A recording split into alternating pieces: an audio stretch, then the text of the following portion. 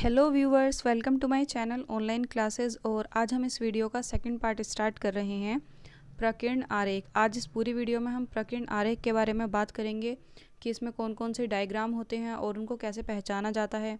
ठीक है, कि वो बढ़ रहा है या घट रहा है, उस टाइप से। तो अगर आपको पार्ट फर्स्ट देखना है तो लिंक आपको डिस्क्रिप्शन बॉक्स में दे दिया गया है, वहाँ से आप देख सकते हैं। तो करते हैं वीडियो स्टार्ट।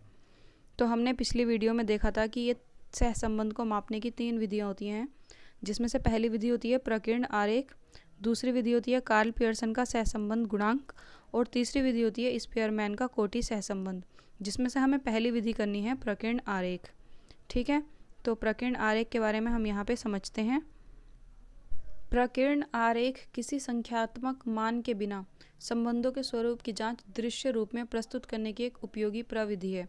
इसमें क्या होते हैं, संख्यात्मक मान नहीं होते, सिर्फ x और y होते हैं। ठीक है, ऐसे 1 2 3 या कोई भी संख्या इसमें नहीं होती, सिर्फ दो चर होते हैं। क्या होते हैं, x और y। तो इस प्रविधि में दो चरों के मान को ग्राफ पेपर पर बिंदुओं से दिखाया जाता है। ठीक है, ग्राफ बनाया जाता है जिसमें एक तरफ x होता है और दूसरी तरफ y और बीच में 0, और बाकी सारे बिंदु हमें किस पे दिखाए जाते हैं, ग्राफ पे। इस पे बिंदु होते हैं और उस हिसाब से हमें इस पे लाइन जो है ड्रॉ करनी होती है। प्रकीर्ण आरेख के द्वारा संबंधों के स्वरूप को काफ़ी सही रूप में जाना जा सकता है। अगर सभी सही बिंदु, सारे के सारे बिंदु जो हैं एक ही रेखा पर हों तो सहसंबंध परिपूर्ण होता है। ठीक है, अगर बिंदु सरल रेखा के चारों तरफ फैले होते हैं तो सहसंबंध निम्न माना जाता है। और जब प्रकीर्ण बिंदु एक रेखा में होते हैं तो इसे निकट, तब उसे रेखीय कहा जाता है। जैसे कि ये वाला मैंने डायग्राम बनाया है। ठीक है, ये x और ये y, और मान लीजिए यहाँ पे बहुत सारे बिंदु ऐसे जा रहे हैं। ठीक है, बहुत सारे बिंदु जो हैं यहाँ पर हैं। तो आपको ये तो दिख रहे हैं बहुत सारे बिंदु हैं, लेकिन एक रेखा में दिखाई दे रहे हैं ना, ये ऊपर से नीचे की तरफ। ऐसे यहाँ पे एक और डायग्राम देखते हैं, ये ऊपर से नीचे की तरफ, सॉरी ये नीचे से ऊपर की तरफ जा रहे हैं। और इस वाले में क्या हो रहा है, इस वाले में तो पता ही नहीं चल रहा कि कौन किधर जा रहा है। पूरा डायग्राम ही, पूरा जो आरेख है वो बिंदुओं से ही भरा हुआ है।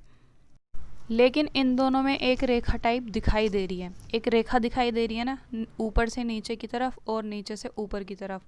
तो इन दोनों को तो हम कह सकते हैं कि ये सहसंबंध है, और इसका कोई सहसंबंध नहीं है फर्स्ट वाले का। तो इस तरीके के जो ये हैं डायग्राम, ये हमें दर्शाने होते हैं। जैसे कि अब हम यहाँ पर लेते हैं कि कौन कौन से जो हैं सहसंबंध किस किस प्रकार के होते हैं।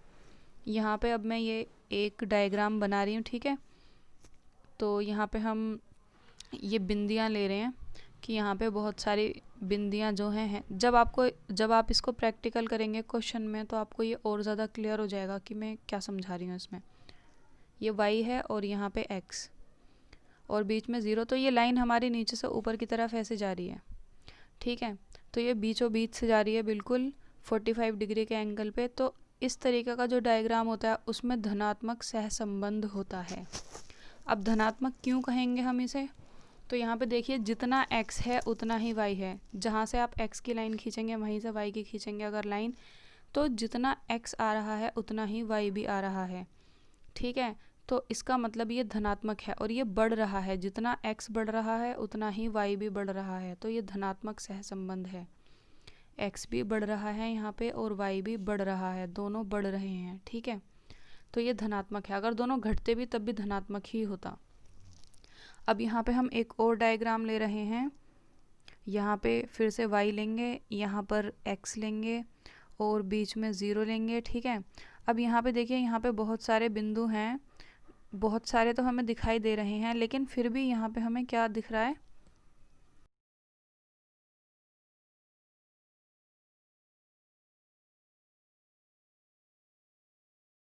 कि एक रेखा में आ रहे हैं। मतलब एक रेखा हमें दिखाई दे रही है ऊपर से नीचे की तरफ आती हुई। तो यहाँ देखिए x कितना सा है और यहीं से हम y देखेंगे तो y कितना ज़्यादा है। मतलब एक बढ़ रहा है तो दूसरा घट रहा है। x जो है, y बढ़ रहा है तो x घट रहा है। यहाँ पे देखिए, ठीक है, ये यहाँ पे देखिए x और y यहाँ तो खैर बराबर हैं। ठीक है, यहाँ पे देखिए, यहाँ x कितना ज़्यादा है, कितना ज़्यादा गैप है, और y का गैप कितना कम है। इसका मतलब अगर y घट रहा है तो x बढ़ रहा है। मतलब दोनों का जो कोरिलेशन है वो बिल्कुल अपोजिट है, एक दूसरे के विपरीत है। तो इस तरीके का जो डायग्राम है वो ऋणात्मक कोरिलेशन में आएगा, ठीक है, ऋणात्मक सहसंबंध में। ऋणात्मक सहसंबंध में इस तरीके का डायग्राम बनेगा ऊपर से नीचे की तरफ। एक और यहाँ पर हम देखते हैं डायग्राम कि उसमें कौन सा सहसंबंध होता है। फिर से एक लाइन यहाँ पे हम लेंगे ग्राफ पेपर पे, यहाँ पे फिर से y, यहाँ पे 0 और सॉरी x और बीच में 0। अब यहाँ पे बहुत सारे जो हैं डॉट हैं, ठीक है। यहाँ पे हमें क्लियर कोई लाइन नज़र नहीं आ रही कि ऊपर से नीचे की तरफ जा रहे हैं या नीचे से ऊपर की तरफ जा रहे हैं। अगर इस तरीके का डायग्राम बनता है जिसमें ये जो बिंदु हैं ये फैले रहते हैं, चारों तरफ फैले रहते हैं, तो इस तरीके के डायग्राम में क्या होता है, ना तो ऋणात्मक होता है और ना ही धनात्मक होता है। इसमें कोई संबंध नहीं होता, ठीक है, कोई सहसंबंध नहीं है। अभी बहुत सारे डायग्राम हैं, 3-4 डायग्राम और हैं जिनको समझाना है।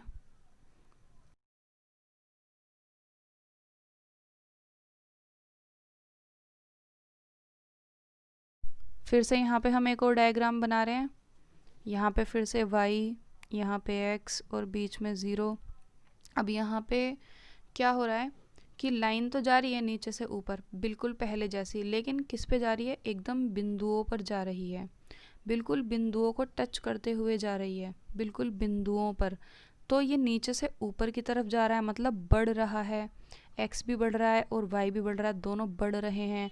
तो ये हैं तो धनात्मक, लेकिन पूर्ण तरीके से धनात्मक। देखो x बढ़ रहा है तो y भी बढ़ रहा है, ठीक है। अगर हम किसी भी पॉइंट पे देखेंगे यहाँ पे तो दोनों जो है बराबर बढ़ रहे हैं। अगर घटते भी तो भी धनात्मक ही होते, बस अपोजिट नहीं होने चाहिए, क्योंकि दोनों एक साथ बढ़ रहे हैं तो धनात्मक हैं, और क्योंकि पॉइंट पर हैं इसलिए पूर्ण हैं। तो ऐसे डायग्राम को हम पूर्ण धनात्मक सहसंबंध कहेंगे। अब यहाँ पर हम एक और डायग्राम देख रहे हैं जो इसका बिल्कुल अपोजिट होगा। फिर से ऐसा ही करेंगे, यहाँ पर लेंगे y और यहाँ पर लेंगे x, फिर बीच में लेंगे 0, और ये जो है ये ऊपर से नीचे की तरफ आ रही है, लेकिन फ़र्क क्या है कि बिल्कुल बिंदुओं पर आ रही है, ऐसा नहीं है बहुत सारी बिंदियाँ लगातार बहुत सारी आ रही हैं, ठीक है। तो ये ऋणात्मक होगा बिल्कुल पहले की तरह, क्योंकि x की वैल्यू कम होगी, ठीक है, ये ऋणात्मक होगा। यहाँ पे आप देखिए, किसी भी पॉइंट पे आप देख लीजिए, और क्योंकि ये पॉइंट पे है एकदम इसलिए पूर्ण होगा, क्योंकि बिंदुओं पर है। देखो यहाँ पे x कितनी कम जगह आ रही है और y की कितनी ज़्यादा जगह आ रही है, मतलब ये कि x घटता है तो y बढ़ता है। इस पॉइंट से देख लीजिए x की कितनी कम जगह है और y की कितनी ज़्यादा है। तो यहाँ पे जो कोरिलेशन है वो अपोजिट हो रहा है, x बढ़ रहा है y घट रहा है। तो या फिर उल्टा हम कह सकते हैं x घट रहा है y बढ़ रहा है। तो क्या होगा, पूर्ण ऋणात्मक सहसंबंध। और इस तरीके के जो पूर्ण होते हैं वो एकदम बिंदुओं पर बनते हैं। एक और डायग्राम हम यहाँ पर देखते हैं, ठीक है, दोनों एक साथ देख लेते हैं डायग्राम।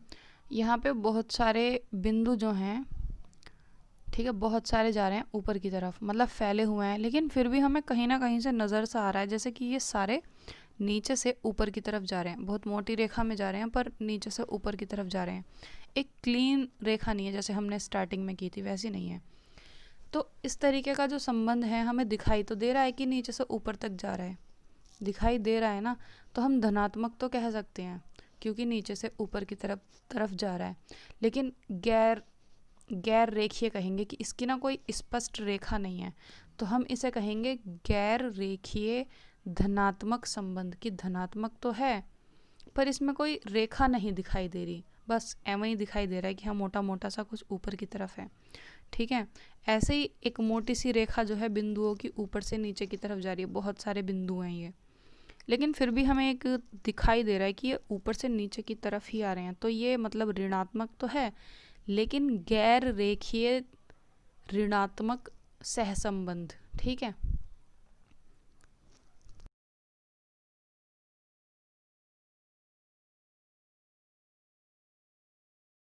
दोनों में आप डिफरेंस देख लीजिए। अगर सारे डायग्राम को आप देखेंगे एक साथ रख के तो सब में आपको फ़र्क नज़र आ जाएगा कि इसमें रेखा तो है मोटे मोटे से मतलब ये जा रही है नीचे से ऊपर की तरफ, रेखा जा रही है ऊपर से नीचे, लेकिन एक स्पष्ट रेखा नहीं है कि रेखा खींचे तो कहाँ से खींचें, इतनी मोटाई में ये जा रही है। ठीक है, तो इस तरीके के गैर रेखीय सहसंबंध होंगे, अब वो धनात्मक होंगे या ऋणात्मक वो तो डायग्राम पर डिपेंड करता है।